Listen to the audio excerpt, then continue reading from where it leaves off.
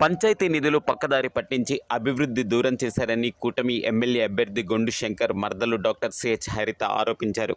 గ్రామీణ మండలం గూడెం పంచాయతీలో బగ్గు నల్లమహారాజు, బగ్గు రాజు, చెల్లారాజు, షీరా కోటేశ్వరరావు, కింజారపు శ్రీను ఆధ్వర్యంలో నిర్వహించిన ప్రజాగణంలో ఆమె పాల్గొన్నారు. ఇంటింటికి వెళ్లి బాబు సూపర్ 6 పథకాలు వివరించారు.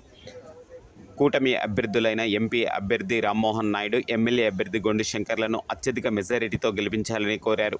కార్యక్రమంలో షీరా గోవిందు, కింజారపు త్రినాథ్, కింజారపు ధర్మారావు, సాధు శ్యామలరావు, టీడీపీ, జనసేన, బీజేపీ నాయకులు, కార్యకర్తలు పాల్గొన్నారు.